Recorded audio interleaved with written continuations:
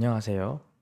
치유비 가정의학과 의원 박재선 원장이라고 합니다. 제가 오늘 알려드릴 수 있는 주제는 겨울 감기를 예방하는 법에 대해서 설명해 드리려고 하는데요. 요새 겨울이고 해서 날씨가 점점 추워지면서 면역력에도 많은 영향을 끼치고 있지요. 그래서 그런지 감기나 기관지염 같은 바이러스 관련 질환들이 많아지고 있는 것이 요즘입니다. 이런 때 어떻게 하면 겨울 감기를 잘 안 걸리고 넘어갈 수 있을까에 대해서 주제를 잡아보았습니다. 감기란 무엇일까요? 우리가 흔히 얘기하는 감기란 바이러스성 원인의 상기도 호흡기 감염을 일컫는데요. 상기도란 코랑 코 안쪽의 구조물, 그리고 목 안쪽, 지금 사진 보실 때 검은색 창으로 표시를 해 놓은 곳들이 있는데, 그쪽에 이제 염증이 생겼을 때 감기라고 볼 수가 있고, 감기의 여러 가지 증상들을 일으킬 수 있다고 되어 있습니다.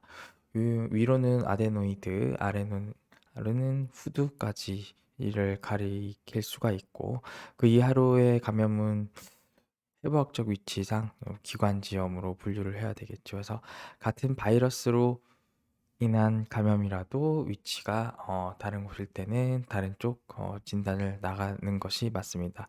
흔히 얘기하는 이제 감기를 일으킬 수 있는 어, 여러 가지 원인들이 있는데, 바이러스로 인한 것이 바로 감기이고, 박테리아로 인한 감염은 또 감기로는 보지를 않습니다. 그래서 박테리아로 인한 감염인지 바이러스로 인한 감염인지 임상에서는 구별하기가 쉽지 않은 경우들이 많기 때문에, 그래서 어, 바이러스에 걸렸거니 해서 임상적 추정으로 감기로 진단을 하고 치료를 하게 되죠. 어, 우리가 감기에 걸리는 이유는 첫 번째로는 일단은 바이러스에 노출이 돼야 되겠죠. 두 번째로는 숙주 요인, 감기 바이러스가 침입한 인체가 갖고 있는 면역력이 떨어져 있는 경우에 감기 증상이 생기게 되겠죠. 이겨내지 못하고 감기에 걸리는 것인데요. 이런 두 가지 측면에서 접근을 해봐서 감기에 걸리는 이유를 접근을 해볼 수가 있겠죠. 감기에 잘 안 걸리려면 일단 숙주 요인이 좋아야겠죠. 면역력이 튼튼해야 될 거고, 그리고 감기 바이러스에 노출이 안 되면 아무리 면역력이 떨어져 있더라도 걸리진 않겠죠. 그래서 그리고 이런 바이러스가 이제 숙주에 노출되는 그런 환경이 있거든요. 잘 걸릴 수 있는 환경, 예를 들면 습도라든지 온도 변화라든지 이런 것들이 있는데, 이런 것들을 잘 이제 공부를 하면 감기에 잘 안 걸릴 수가 있을 겁니다. 바이러스에 대한 노출을 줄이는 게 첫 번째겠죠. 손을 씻어야 되겠죠. 왜냐하면 손으로 전파가 되는 경우가 제일 많으니까요. 특히 손잡이 같은 경우에서 전파되는 게 많기 때문에 요새는 많이 이제 위생에 대한 인식이 올라왔는데, 어, 손잡이를 잘 소독을 해야 돼요. 정기적으로. 사람이 많이 출입하는 곳이라면 그런 걸 신경을 써야 될 거고요. 그리고 두 번째로는 아무래도 여러 사람들에게 노출되는 환경을 줄여야 되겠죠. 공공장소, 뭐 지하철이라든지 버스라든지, 아니면 뭐 취미 생활을 할 때 사람이 많은 곳으로 괜히 갈 필요는 없겠죠. 운동장이라든지 공연장이라든지 이런 곳에서 노출이 많이 되기 때문에 바이러스가 창궐하는 요즘에는 좀 줄이는 게 좋겠다. 일하는 과정에서 노출되는 건 어쩔 수 없겠지만요. 꼭 그런 때 가시려면 어떻게 해야 되느냐? 이제는 뭐 다들 아시는 얘기입니다. 꼭 마스크를 착용을 하고 가시길 추천드립니다. 두 번째로 말씀드릴 거는 이제 환경 인자를 잘 조절해 놔야 된다는 건데, 실내에서 환경 인자를 컨트롤할 수가 있겠죠. 대표적인 게 습도인데, 습도가 40도 미만이거나 70% 이상의 환경에서는 바이러스 같은 이제 감염이 더 잘 걸린다고 알려져 있습니다. 그래서 이런 것들을 조심을 하셔야 되고요. 그리고 두 번째로는 온도, 정확히 말씀드리자면 온도 변화인데요. 급격히 이제 온도가 높은 곳에 있다가 예를 들면 밖으로 이제 나가서 생활하는 경우에 이제 낮은 기온에 갑자기 노출된다던가 이런 게 반복이 될 때 우리 면역계가 엄청 약해집니다. 그래서 이런 것들을 피하셔야 된다. 거 말씀드리고 적정 실내 온도는 18도에서 23도 정도로 겨울철에는 보시는 것이 좋을 것 같습니다. 세 번째로는 뭐 미세먼지라던가 먼지들이 많은 곳에서는 아무래도 호흡기 쪽으로 그런 먼지 같은 것도 먼지에 바이러스가 붙어 있는 경우들도 있거든요. 그래서 그런 것들을 컨트롤할 수 있는 에어 컨디셔닝 시스템을 잘 갖춰야 되고 정기적으로 공기청정기와 네, 에어컨을 청소를 잘 해주고 관리를 해주셔야 될 겁니다. 세 번째 숙주 요인인데 결국 면역력을 올려놓으면 앞에 같은 것들에 노출이 돼도 걸리지 않을 수가 있겠죠. 중요할 것 같은데 비타민 D를 가장 먼저 강조드리고 싶은데요. 가장 쉽게 그리고 효과적으로 올릴 수 있는 방법들이 정립이 돼 있거든요. 비타민 D는 우리 몸의 미량의 성분으로서 이런 성분으로 우리 몸의 여러 가지들을 조절할 수가 있는데 특히 호흡기 면역력의 조절에 관여를 합니다. 우리 면역계 중에 이제 T세포, B세포 여러 가지 세포들이 있는데 그 중에 T세포는 사령관 역할을 하는 세포들이거든요. 머리거든요. 머리 면역력에.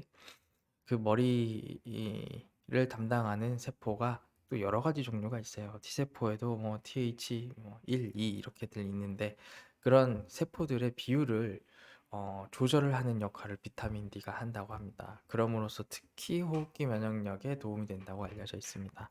실제로 논문들을 보면 계절성 감기라던가 독감이라던가 독감도 인플루엔자 바이러스가 일으키는 바이러스성 이제 감기 질환이죠. 그리고 세 번째로는 이제 코로나19 감염에도 면역력을 올려주는 효과가 있다라고 돼 있는 게 바로 비타민 D입니다. 무시할 수가 없는 수준인 게 우리가 흔히 맞는 이제 인플루엔자를 감염을 예방하기 위해 맞는 독감 백신은 그때 이제 면역을 이제 질병을 걸리지 않게 해주는 예방률이 50에서 60% 정도 된다고 알려져 있거든요. 해가 갈수록 떨어지는 경향이 좀 생기는데, 근데 이제 비타민 D가 뭐 논문 뭐 한두 개로 증명은 안 되겠지만 40에서 50% 정도까지 이제 감염의 위험이 떨어진다고 돼 있어요. 그러니까 필적까지는 아니지만 이제 어느 정도 기존의 백신에 비해서도 이제 호흡기 질환 예방하는 효과가 되게 크다. 이렇게 말씀드릴 수가 있겠습니다. 이런 비타민 D는 한국인의 80에서 90%가 모자라다고 되어 있는데요. 실제로 피검사가 있는데 피검사 해보면 정말 많이 부족한 분들이 많습니다. 실제로 높은 분들이 있는데 10중 8구 비타민 D 영양제를 드시면서 유지되고 있는 경우들이 많아요. 일반적인 식사로는 이제 섭취하기가 어려운 영양소로 분류를 할 수가 있고요. 추어탕 같은 음식이 많은데 우리가 매일 추어탕 먹을 순 없잖아요. 짠데. 두 번째로는 이제 뭐 버섯에 많다고는 알려져 있지만 예를 들면 목이버섯이라든지 잎새버섯 이런 데들에 많이 들어 있거든요. 근데 이런 버섯을 항상 접할 수는 없으니까요. 우리가 그나마 좀 접할 수 있는 버섯들이 뭐 표고버섯이라든지 느타리버섯 이런 버섯들인데 그런 버섯들에는 많이 들어가 있지가 않아요. 그리고 면역력을 올릴 수 있는 기본적인 방법들이 있죠. 근데 간과하기가 쉬운 게 잠입니다. 우리가 일이 많으면 잠을 줄여서 어떻게든 해내려고 하잖아요. 그러면 면역력이 일시적으로 정말 많이 떨어집니다. 감기 걸리시는 분들 그리고 감기 약을 먹고 항생제를 먹는데도 잘 낫지 않는 분들 보면 수면이 잘 안 되어 있는 경우가 많습니다. 두 번째로는 규칙적인 유산소 운동입니다.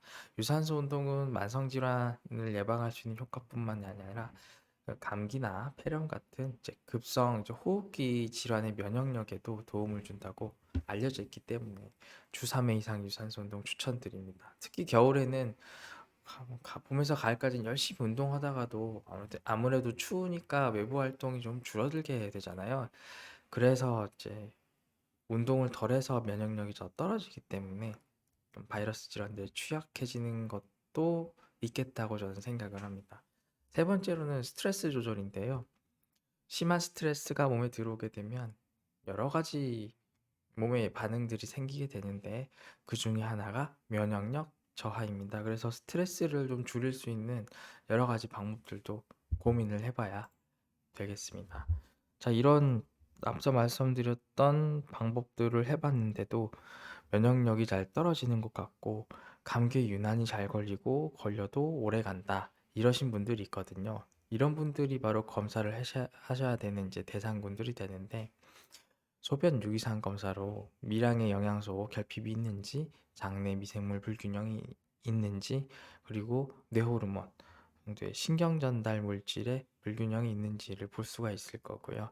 두 번째로 이제 스트레스에 우리 몸이 어떤 반응이 오는지를 보는 자율신경의 검사를 해볼 수도 있을 거고, 면역력 관련된 호르몬들이 많거든요. 그래서 이런 호르몬들의 영향이 있는지를 보는 피검사들 필요할 것 같습니다.